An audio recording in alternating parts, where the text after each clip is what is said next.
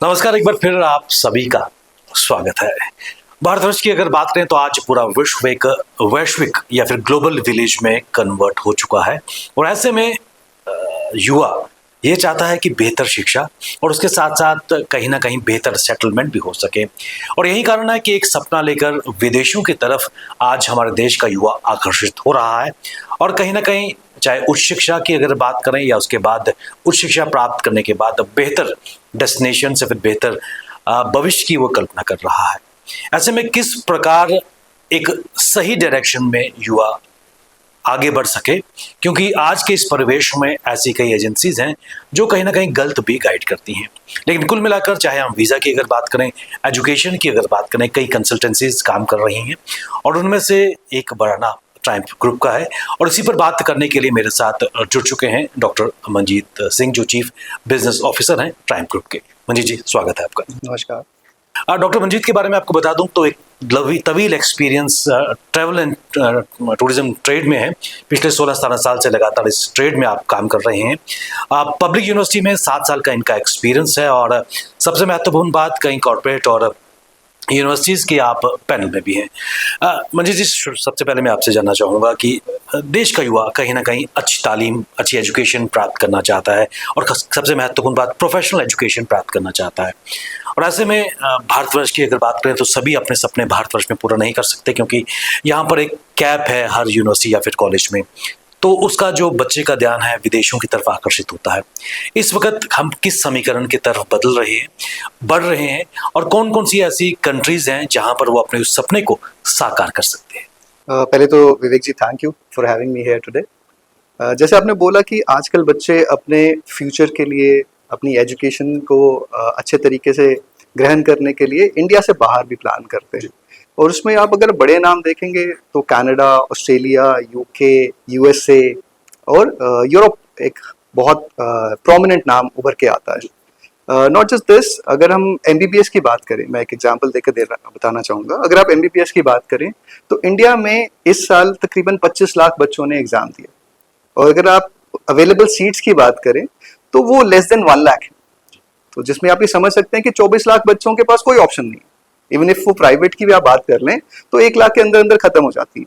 तो जो बाकी 24 लाख बच्चे हैं उनके पास इंडिया के अंदर ऑप्शंस नहीं बचते, या तो फिर अगर वो प्राइवेट में जाना चाहते हैं they have to spend even crores of rupees for that.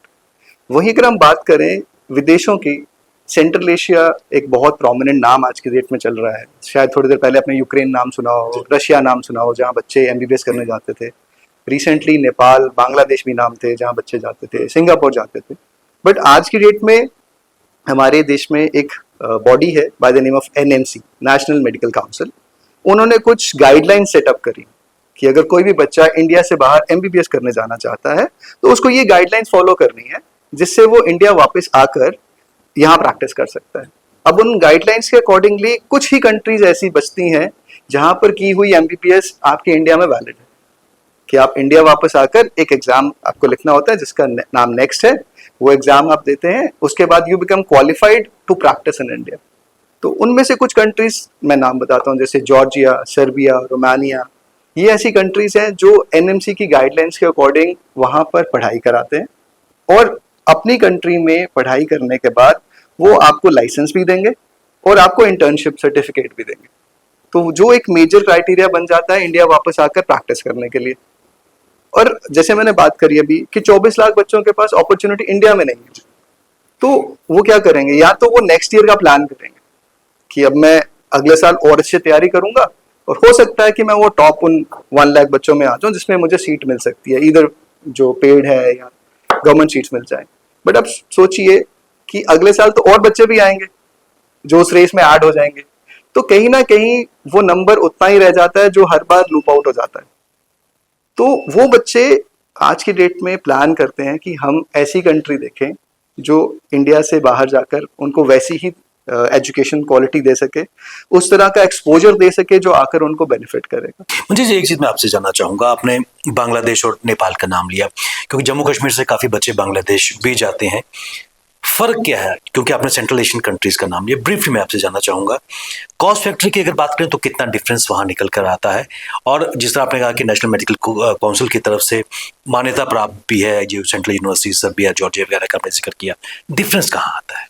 मैं थोड़ा सा करेक्ट करूंगा, मान्यता प्राप्त नहीं है, गाइडलाइन सेट की है, उन गाइडलाइंस को फॉलो करते हैं। एनएमसी किसी को वैसी सर्टिफिकेशन नहीं करती या किसी को उस पैनलमेंट में नहीं डालती है, बट वो गाइडलाइंस इशू करती है, और जो इंस्टीट्यूशन वो गाइडलाइंस फॉलो करता है वहां से पढ़े हुए बच्चे इंडिया आकर वापस टेस्ट दे सकते हैं, and then they can be a qualified doctor. Where lies the difference between Bangladesh और नेपाल की? जब आप बांग्लादेश और नेपाल की बात करते हैं, वहां आपकी एवरेज कॉस्ट में कहूंगा, एवरेज लेके चलेंगे 50 लाख टू 70-75 लाख जाती है for 6 years of your education, ठीक है, जिसमें आपकी ट्यूशन फी और आपका बोर्डिंग लॉजिंग इंक्लूड होता है।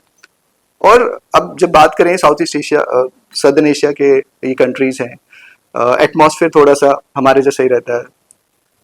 इसके कंपैरेटिव हम सेंट्रल एशिया की बात करते हैं, जैसे मैंने नाम लिया था जॉर्जिया, रोमानिया, वहाँ वेदर कंडीशन थोड़ा सा ठंडा रहता है, कंपैरेटिवली यहाँ से बेटर है।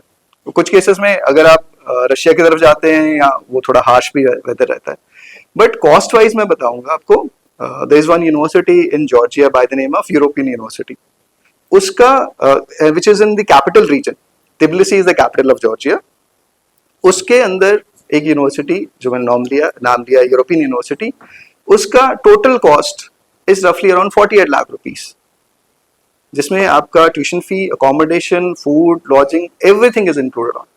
अगर आप उसी कंट्री में थोड़ा सा सबब एरिया जाते हैं, जैसे कोतासी एरिया, वहां पे एक यूनिवर्सिटी है by the name of Kutaisi university, you will be surprised कि उसका जो total cost for 6 years is रफली अराउंड 35 लाख रुपीस। और उन यूनिवर्सिटीज की रैंकिंग बहुत अच्छी है। अब मैं एक यूनिवर्सिटी और का नाम लूंगा, there is a university by the name of NIS, university of Nis in Serbia. You won't believe, उसका भी जो टोटल कॉस्ट है फॉर 6 years इज रफली अराउंड 55 लाख रुपीस, जिसमें आपका टोटल जो स्टडीज कंप्लीट हो जाती है, including your tuition fee, your accommodation, your food and other expenses. India के अंदर जो एम्स है दैट इज रफली around 1500 in QS world ranking, जो वर्ल्ड ओवर यूनिवर्सिटीज की रैंकिंग आती है, वो रफली अराउंड 1500 में फॉल करता है। और जो सर्बियन यूनिवर्सिटी जिसकी मैं बात कर रहा हूँ, university of Nis, that falls in 1100 rank. तो आप समझ सकते हैं कि क्वालिटी वाइज भी ऑप्शंस बहुत अच्छे आपको मिल सकते हैं अगर आपको इंडिया में ऑप्शन नहीं मिल रहा, क्योंकि अगर आप एम्स की भी बात करेंगे तो टॉप 1% ही वहां जाएंगे। उसके बाद जितने बच्चे जो MBBS में सीट्स भी मिल पा रही हैं, उनके भी एक ऑप्शन नहीं है कि वो जाके एम्स में पढ़ सके। So in order to get better opportunities आप और कंट्रीज में जा सकते हैं, आपको वर्ल्ड क्लास इंफ्रास्ट्रक्चर मिलेगा, वर्ल्ड क्लास फैकल्टीज मिलेंगी, और एक्सचेंज प्रोग्राम्स होते हैं। एक यूरोप में प्रोग्राम होता है by the name of Erasmus, अगर कुछ बच्चे जो जानते होंगे इसके बारे में, they would be knowing this is an exchange programme between different countries of Europe. तो हर साल एक कंट्री होस्ट कंट्री बनती है out of the different countries in Europe, वो होस्ट कंट्री बनती है और दूसरी कंट्रीज को इनवाइट करती है कि आप अपने बच्चे भेजिए, हमारे पास एक्सचेंज प्रोग्राम्स कीजिए। सो ये एक्सपोजर बांग्लादेश में नहीं मिलेगा, नेपाल में नहीं मिलेगा। कॉस्ट वाइज जो मैंने बताया डिफरेंस वो नहीं मिलेगा, the quality and standard of universities वो नहीं मिलेगा। And one more thing just to add to this, जिस बच्चे ने सर्बिया से MBBS किया होगा उसके लिए यूरोप ओपन है, उसकी डिग्री पूरे यूरोप में वैलिड है, वो कहीं भी जाकर प्रैक्टिस कर सकता है। जस्ट एक कंडीशन होती है कि यूरोप की जिस भी कंट्री में वो जाना चाहता है उसको उस कंट्री की लैंग्वेज सीखनी पड़ेगी, विच इज B2 लेवल और C1 लेवल। जैसे हम कहते हैं कि आप हम फर्दर जब डिस्कस करेंगे about education in different countries, वहां भी होता है कि आप दूसरी कंट्री में जाके फ्री में भी पढ़ सकते हैं, प्रोवाइडेड यू हैव C1 और B2 level of their language. तो ये आगे फर्दर जैसे आप मंजीत जी, एक चीज़ मैं आपसे जानना चाहूँगा, क्योंकि हम ग्रीन पास्चर्स की बात कर रहे हैं, एजुकेशन की बात कर रहे हैं, बच्चे अपना कैरियर को लेकर काफ़ी कॉन्शियस हो चुके हैं और अच्छी यूनिवर्सिटीज़ को सर्व भी कर रहे हैं, लेकिन एक चीज़ है सोशल मीडिया पे जो सब कुछ दिखता है सब सही नहीं होता, और यही कारण है कि आज हमारा कार्यक्रम में आप आए हैं, क्योंकि ट्राइम ग्रुप की अगर बात करें तो इंटरनेशनली इस वक्त तक पहचान बनाई हुई है, कई कंट्रीज़ में इसके ऑफिस भी हैं। वीज़ा की अगर बात करें, इस वक्त सिनेरियो क्या है, क्योंकि चाहे हम कनाडा की अगर बात करें वहाँ की पॉलिसीज़ में बदलाव आया है, अमेरिका, ऑस्ट्रेलिया और UK की अगर बात करें तो इस वक्त क्या वहाँ पर पॉलिसीज़ नज़र आ रही है? देखिए, अगर हम इंटरनेशनल एजुकेशन की बात करें तो आज की डेट में जो मोमेंटम है वो शिफ्ट हो रहा है। जो हम यूजुअल कंट्रीज पहले नाम लेते थे, सबसे पहला नाम तो कनाडा ही आता था, Canada, Australia, UK, USA and then other parts of the world, वो अब मोमेंटम शिफ्ट होकर यूरोप की तरफ जा रहा है। जैसे मैंने कहा कि कनाडा एक प्रोमिनेंट इनटेक कंट्री था हमारी कंट्री के लिए फॉर इंडिया, बट रिसेंट जो एडवांसमेंट्स हुए हैं वहाँ पर, जो उनके पॉलिसी चेंजेस हुए हैं, उस वजह से आज की डेट में जो यूथ है वो इंटरेस्टेड नहीं है। I would say since we come from a area जहाँ ज़्यादातर लोग कनाडा जाना प्रेफर करते हैं, we have seen a drastic change in their mindset. क्योंकि कनाडा ने, अब मैं कल की बात आपसे शेयर करूंगा, लास्ट नाइट कनाडा ने एक नया रेगुलेशन निकाला है कि जो लोग पहले टूरिस्ट वीजा पे कनाडा आते थे, they could get themselves a job offer there, और वो अपने टूरिस्ट वीजा को वर्क वीजा में कन्वर्ट करवा लेते थे। तो एक तरह का एक वो प्रोग्राम था कि बस आप किसी तरीके से पहुंच जाइए, will get your job there and then you will get settle down. क्योंकि 1 साल 2 साल आप जॉब कर लेते हैं वहां, तो you get higher chances of getting PR into that country. तो अब कैनेडियन गवर्नमेंट ने उस पर कंप्लीट बैन कर दिया कि अगर आज भी कोई इंडिविजुअल कनाडा लैंड करता है, वो आज अपनी वर्क नहीं ले पाएगा, वो आपके टूरिस्ट वीजा को कन्वर्ट नहीं कर पाएगा। तो डे ऑन डे बहुत सारे चेंजेस वर्ल्ड ओवर हो रहे हैं। अगर आप, मैं एक ऑस्ट्रेलिया का एग्जांपल देकर देना चाहूँगा। Last year I was in Australia for some business types, तो वहाँ भी यूनिवर्सिटीज़ के साथ मेरा ये डिस्कशन था कि why don't you push for higher numbers from India. तो उनका बड़ा सिंपल सा एक आंसर है कि we have seen certain countries not getting good number of students and good people from India, जिस वजह से हम थोड़ा कर्टेल कर रहे हैं कि बहुत सारे, जैसे आपने कहा, एजेंट्स अच्छा गाइड नहीं करते, या कुछ केसेस में दे यूज फैब्रिकेटेड डॉक्यूमेंट्स। तो वो बड़े सारे इंसिडेंट्स जो है ऑस्ट्रेलियन गवर्नमेंट ने कैच किए, उस वजह से उन्होंने उस चीज़ों पे कंट्रोल कर दिया। आप बिलीव नहीं करेंगे, they are more excited to welcome Chinese, Indonesian, South Asian students than Indians. So I was really surprised to hear direct from those deans and directors, जिनसे मिल के आया कि if you have candidates from China, you can send it to us. We'll be more happy to welcome them than India. तो उस तरह का एक image भी बन रहा है वर्ल्ड ओवर इंडियन स्टूडेंट्स का कि ये बहुत सारी चीज़ें फैब्रिकेट कर देते हैं। आपने शायद लेटेस्टली सुना होगा कि around 700 students were being deported from Canada on account of fake documents और फॉर्ज डॉक्यूमेंट्स। तो ये गलती दोनों एंड पे होती है, आई वुड से, कंसल्टेंट के एंड पे भी और जो स्टूडेंट है उसके एंड पे भी।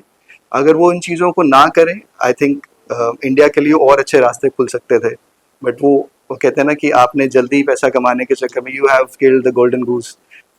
तो अभी शिफ्ट कहाँ है, बच्चे किस तरफ इंटरनेशनल एजुकेशन के लिए शिफ्ट कर रहे हैं और जहाँ बेहतर अपॉर्चुनिटी उनको मिलती है? एक पर्पस जो लोगों का होता था इंटरनेशनल एजुकेशन, वो सेटलमेंट, कि अगर मैं अपनी लाइफ के 2 या 3 साल कहीं इन्वेस्ट कर रहा हूँ, तो आई वांट कि मैं वहाँ सेटलमेंट भी कर लूँ।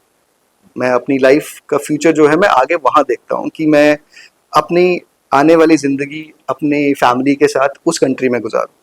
तो एक ना तरीका रखते थे लोग कि अगर कनाडा जाना है, तो अगर मान लीजिए मेरी एलिजिबिलिटी नहीं बन रही, what I will do is मैं अपनी स्पाउस को एजुकेशन पे भेजूंगा और मैं as a dependent I will go along. तो अब कनाडा जैसे पॉलिसीज हर दिन चेंज करता है, तो रिसेंटली उन्होंने ये पॉलिसी भी चेंज करी थी कि anyone coming on bachelors with family will not be allowed, with dependents will not be allowed. You will have to be a masters student only या PG student only, then you will get the opportunity to get your family along, to get your dependents along. कुछ bachelor cases में अभी भी eligible है, but वो screen out हो जाते हैं बच्चे, उसमें ज़्यादा जा नहीं पाते हैं। तो अब मेजर क्राइटेरिया जैसे मैंने कहा लोगों का है कि वो इमिग्रेट होना चाहते हैं। एजुकेशन भी एक क्राइटेरिया रहता है, बट कहीं ना कहीं back of the mind they think कि मुझे उस जगह सेटल भी होना है। अब वो शिफ्ट हो रहा है टूवर्ड्स यूरोप। यूरोप में बहुत सारी कंट्रीज ऐसी हैं जो अलाउ कर रही हैं कि आप आइए, आप अपने डिपेंडेंट्स को भी साथ लाइए। अब डिपेंडेंट का बेनिफिट क्या रहता है, क्योंकि वो कनाडा क्यों अट्रैक्ट होते थे, बिकॉज जब आप एज ए स्टडी वीज़ा पे जा रहे हैं, एज ए स्टूडेंट जा रहे हैं, तो आपका जो स्पाउस है या आपका जो डिपेंडेंट है वो डिपेंडेंट वीज़ा पे ट्रैवल करता है और उसको ओपन वर्क परमिट मिलता है, यानी उसकी वर्किंग पे कोई रिस्ट्रिक्शंस नहीं है, वो बाउंड नहीं है कि किसी एक एम्प्लॉयर के साथ काम करना है, उसको वो 20 आवर्स अ वीक वाला बाउंडेशन नहीं है। So that becomes an excitement कि हाँ, मैं किसी तरीके से अपने पार्टनर को भेज दूंगा स्टडी पे और I will jump along and I will go.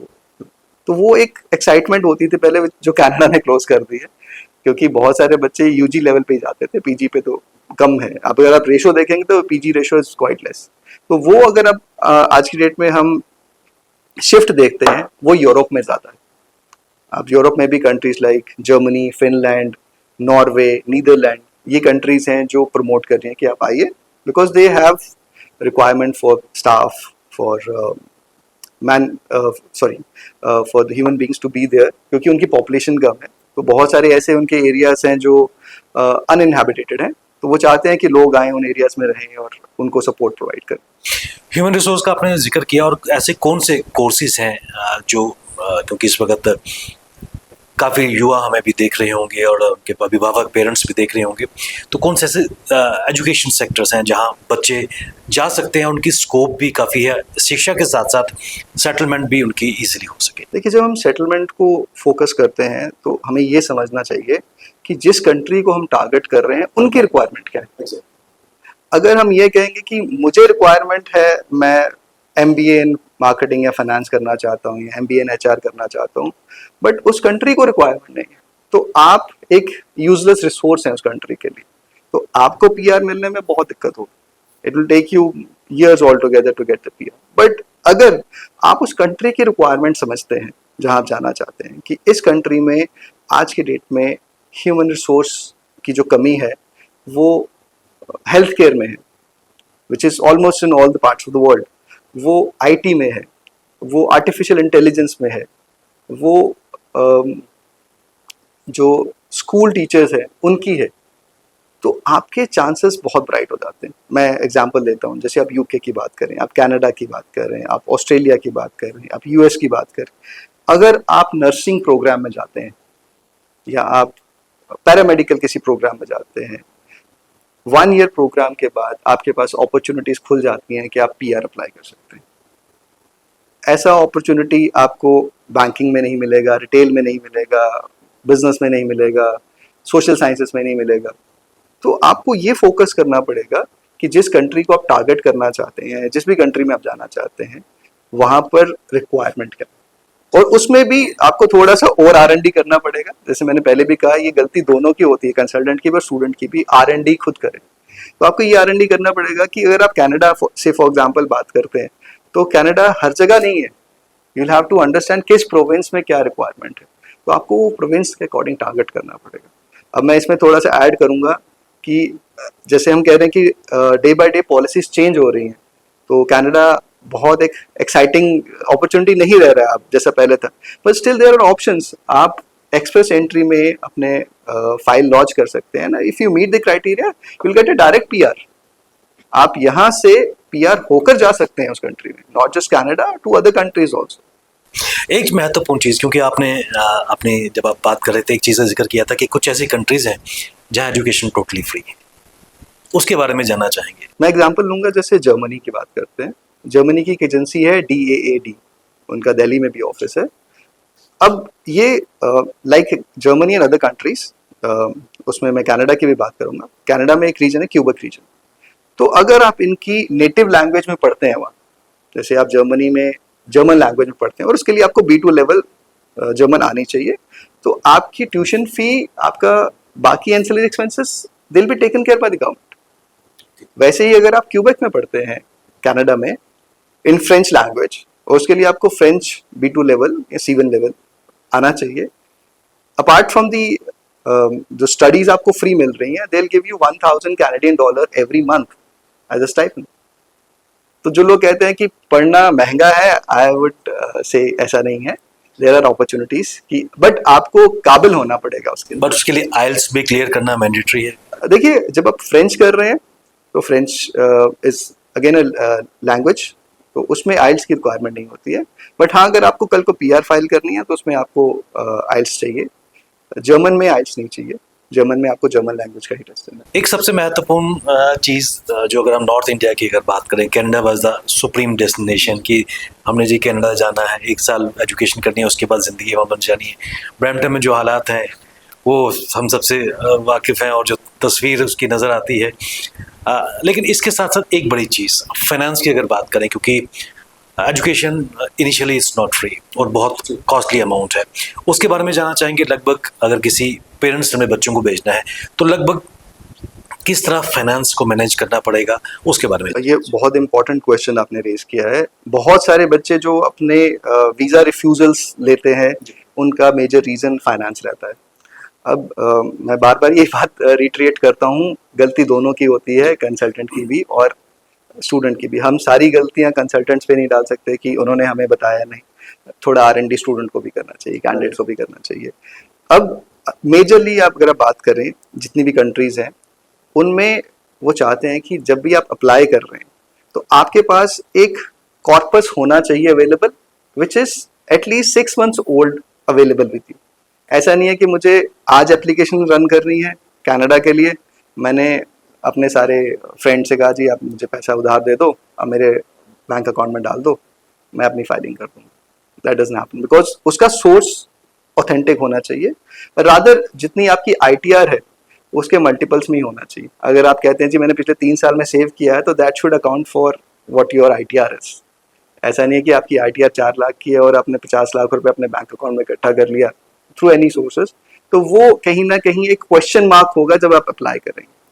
Second thing, बहुत सारे लोग ये कहते हैं कि नहीं हम तो किसी को कह देंगे वो हमारे बिहाफ पे फाइनेंसेस शो कर देंगे। ऐसा पॉसिबल नहीं होता है, बिकॉज फाइनेंसेस या आपके ही लगेंगे या आपके ब्लड रिलेशन में लगेंगे, या कुछ केसेस में अप टू 30-35% आप किसी स्पॉन्सर से भी आप करवा सकते हैं।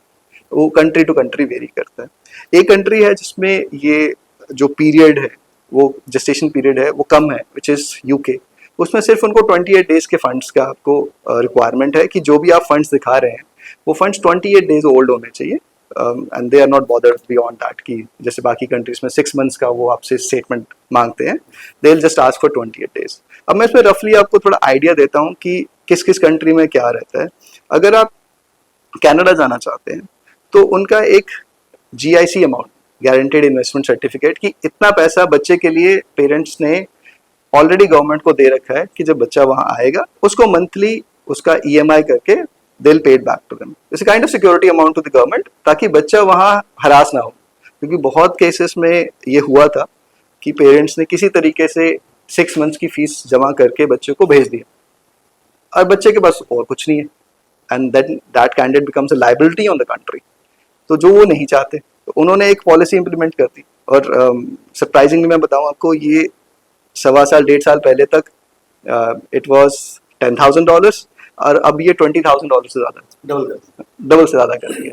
तो ये एक मेजर चंक ऑफ अमाउंट बन जाता है, विच इज़ रफली अराउंड 12 लाख रुपीज़ कनाडा के लिए। और प्लस आपके जो ट्यूशन फी है वो वेरी करती है, रेंजिंग फ्रॉम $10,000 टू $15,000-18,000। अगर आप PG में जा रहे हैं तो $15,000 से $23,000 भी हो सकता है। तो ये कॉर्पस आपके पास अवेलेबल होना चाहिए, जिसको आप जस्टिफाई कर सकें कि ये मेरे पास मेरे फंड्स अवेलेबल हैं फॉर द लास्ट 6 मंथ्स।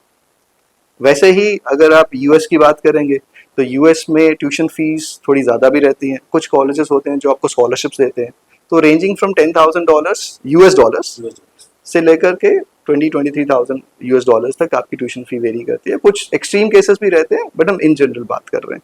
और वहाँ भी आपको लिविंग एक्सपेंस दिखाना पड़ेगा कि 1 साल का मेरा रहने का खर्च बेस्ड ऑन आप जिस एरिया में रह रहे हैं वहाँ के लिविंग एक्सपेंसेस के हिसाब से $10,000 से $12,000 आप वो भी लेके चलिए। वो भी एक्सपेंस आपको मोटा मोटा मान के चलिए $25,000 आपको दिखाने पड़ेंगे। लाइकवाइज अगर आप ऑस्ट्रेलिया की बात करते हैं, 1 साल की ट्यूशन फी, 1 साल का लिविंग एक्सपेंस आपको दिखाना है 6 महीने तक का। वैसे ही अगर आप UK, जैसे मैंने कहा, UK में सिर्फ 28 डेज में आपको दिखाना है ट्यूशन फी, विच इज़ रफली अराउंड £10,000। वहाँ पाउंड्स में हम बात करेंगे, £10,000 से लेकर के 15-18,000 पाउंड्स, कुछ केसेस में ज़्यादा भी होती है। तो आप ये लेके चलिए कि कहीं भी अगर आप जाना चाहते हैं on a developed Nations note, तो आपके पास मिनिमम 20 लाख से ऊपर का कॉर्पस आपके अकाउंट में होना चाहिए, विच इज़ 6 मंथ्स ओल्ड। तो अगर आप कह रहे हैं कि नहीं मेरे तो पास तो 4-5 लाख रुपए है, इसमें एडजस्टमेंट करवा दीजिए, किसी तरह से सेटलमेंट कर लीजिए, तो ये मुझे लगता है कहीं ना कहीं कल को प्रॉब्लम होगी उन कैंडिडेट्स के लिए। जैसे मैंने अभी आपसे कहा कि 700 students were being deported back from Canada on the pretext of fake documents. तो यही होते हैं कि जो आप फैब्रिकेट करते हैं चीज़ें। तो मैं जो स्टूडेंट्स या उनके पेरेंट्स ये शो देख रहे हैं, तो मैं उनसे ये सजेशन भी उनको देना चाहूँगा, उनसे रादर मैं रिक्वेस्ट करूँगा कि अपने कैंडिडेट्स को ऐसे ट्रबल में ना डालें। आप अपने रिसोर्सेज को पहले प्लान करें। अगर आपको लगता है कि आप 12th के बाद अपने बच्चे को बाहर भेजना चाहते हैं, आप 10th के बाद ही अपना प्लानिंग शुरू कर दीजिए। You start saving some money for that, ठीक है, ताकि वो कॉर्पस आपका बनता रहे। और जो स्लोली स्टडली कॉर्पस बनेगा, you don't need to give justification for that, वो आपने ही सेव किया है। तो लेटर ऑन स्टेज पे जब आपको वो 6 मंथ स्टेटमेंट देनी है, लास्ट के 6 मंथ में जब वो 12th कर रहा है, तो you have ample amount of money available. इसमें कोई दो राय नहीं है कि आज से कई साल पहले Canada was a very good destination हो, लेकिन पेरेंट्स भी ज़मीनें बेचकर बच्चों को वहाँ भेज रहे थे, खासकर अगर नॉर्थ इंडिया की बात करें। लेकिन अब समीकरण इक्वेशन हैज़ टोटली चेंज, जिस तरह आपने कहा कि पॉलिसी में एक शिफ्ट आ रहा है। फाइनेंस के हवाले से जिस तरह आपने डिटेलिंग में बताया, भारत के आगे पीछे कौन से ऐसे फॉरेन कंट्रीज हैं जो इंटरनेशनल एजुकेशन के हिसाब से अच्छे भी हैं और पॉकेट फ्रेंडली भी हैं?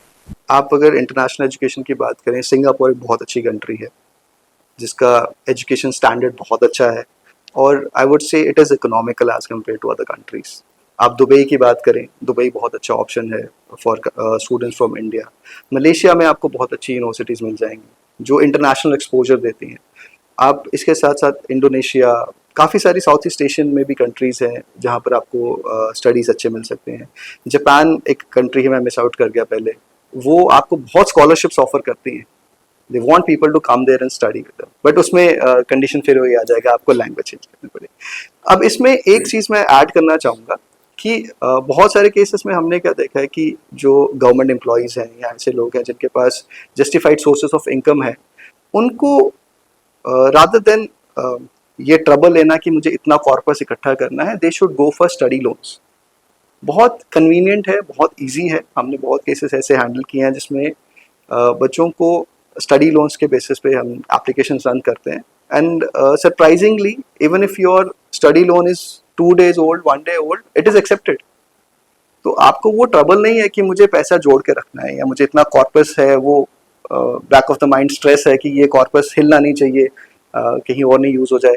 तो आप थोड़ा पैसा रखिए जो उनके लिविंग एक्सपेंसेस है। ट्यूशन फी के लिए आप यू टेक स्टडी लोन। आपने जैसे अप्लाई किया, आपको ऑफर लेटर मिलेगा यूनिवर्सिटी से, आप वो ऑफर लेटर बैंक को दीजिए, bank will give you loan on that. और ये प्रोसेस बहुत इजी है, बहुत सारे बैंक्स इसको ऑफर कर रहे हैं। तो it is not something which is new into the market कि आप जाएंगे तो आपको इसके लिए बहुत जद्दोजहद करनी पड़ेगी। It is very prominent process आज के डेट में। चलते चलते एक चीज़ मैं आपसे और भी जानना चाहूँगा कि जिन बच्चों के स्टूडेंट्स के जो रिजेक्शन आती है, उनके पास एक ऑप्शन क्या रहता है, व्हाट नेक्स्ट? देखिए, सबसे पहले तो ये समझना चाहिए रिएक्शन आते क्यों हैं। उसके मेजर कारण 2-3 रहते हैं। पहला तो आप अगर +2 में आपने आपका स्ट्रीम मेडिकल है या आपका नॉन मेडिकल स्ट्रीम है, और जो आप कोर्स आगे चुनते हैं वो आउट ऑफ योर स्ट्रीम है, वो अलाइनमेंट में नहीं है, तो अम्बेसी आपको एक नेगेटिव सेंस में देखेगी कि ये बच्चा अपना स्ट्रीम चेंज कर रहा है, ये श्योर नहीं है कि इसको क्या करना चाहिए था, और इसका मेन पर्पस पढ़ना नहीं है।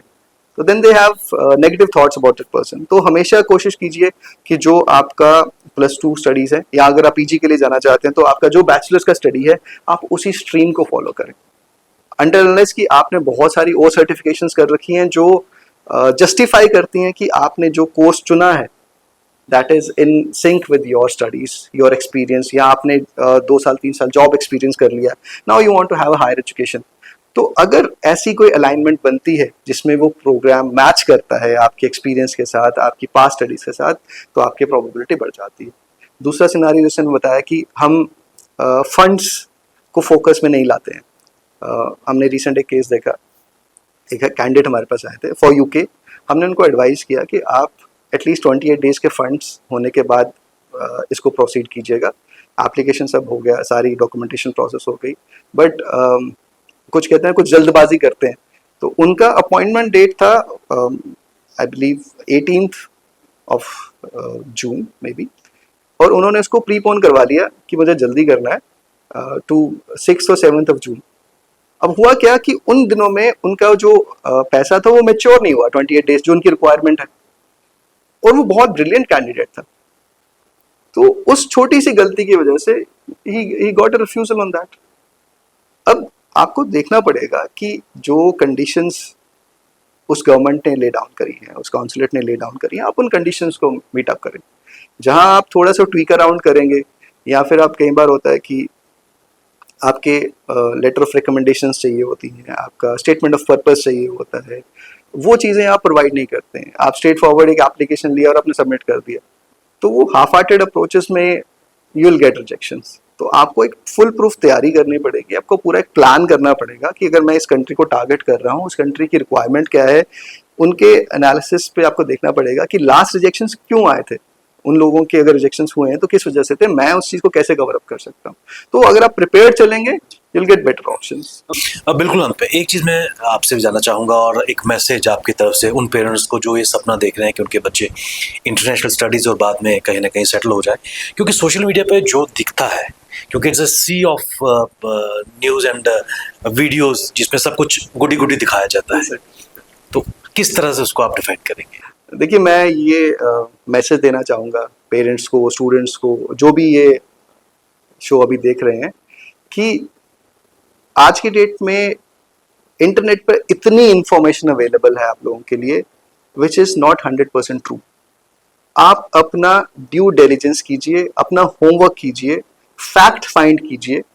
देखिए, इंडिया में बहुत सारी गवर्नमेंट एजेंसीज हैं, गवर्नमेंट बॉडीज़ हैं, जो उन कंट्रीज़ को लेकर जहाँ पढ़ना जाना चाहते हैं उनके लिए वो एडवाइजरीज भी इशूज़ करती हैं। जैसे मैंने अभी एनएमसी की बात की थी, अगर आप एमबीबीएस करना चाहते हैं तो एनएमसी एक बॉडी है जिसने आपको इंडिया में जब आप आएंगे आपको वैलिडेशन देना है to act as a doctor. तो आप उनकी गाइडलाइंस पढ़िए कि वो क्या कहते हैं, वो किन कंट्रीज़ को सजेस्ट करते हैं। एंड सेकेंड थिंग, जैसे एमबीबीएस की ही बात कर रहे हैं, तो जिस कंट्री में भी आप पढ़ना जाना चाहते हैं वहाँ इंडियन एम्बेसी ज़रूर होगी। आप उस इंडियन एम्बेसी की वेबसाइट पर जाके देखिए कि क्या इंडियन एम्बेसी ने उस कंट्री में एमबीबीएस करने के बारे में कोई एडवाइजरी इशू की है। So read that advisory, you will get to know. आप you don't listen to me, you don't listen to anybody else, you listen to what the NMC is saying, what Indian embassy is saying. तो आपका decision 100% correct होगा। इसी तरीके से आप normal courses जाना चाहते हैं, stem courses, non stem courses में जाना चाहते हैं, तो आप गवर्नमेंट ऑफ इंडिया की वेबसाइट्स पे जाइए। बहुत सारी इन्फॉर्मेशन ऐसी अवेलेबल है जहाँ पर आपको पता चल सकता है कि किस कंट्री में किस कोर्स करने पे आपको बेटर अपॉर्चुनिटीज मिल सकती हैं। तो rather than falling prey to people, आप थोड़ा होमवर्क कीजिए। जितना आप हार्डवर्क अपने लिए करेंगे वो आपके फ्यूचर के लिए और अच्छा रहेगा। सिर्फ ये रिलाई करना कि मैंने कंसल्टेंट को बोल दिया कि वो कर देगा, मैंने कंसल्टेंट को पैसे दे दिए वो कर देगा, थिंग्स वोंट हैपन। होमवर्क आपको करना पड़ेगा। डॉक्टर मंजीत, आप हमारे साथ इस कार्यक्रम में महत्वपूर्ण इन्फॉर्मेशन खासकर इंटरनेशनल एजुकेशन और सेटलमेंट पे आपने बात की, और मुझे लगता है कि इस कार्यक्रम से काफ़ी लोगों को एक नई जागृति का अवेयरनेस होगी। आप हमारे साथ इस कार्यक्रम में अपना वैल्यूएबल टाइम दिया, आपका बहुत बहुत धन्यवाद। Thank you, thank you so much.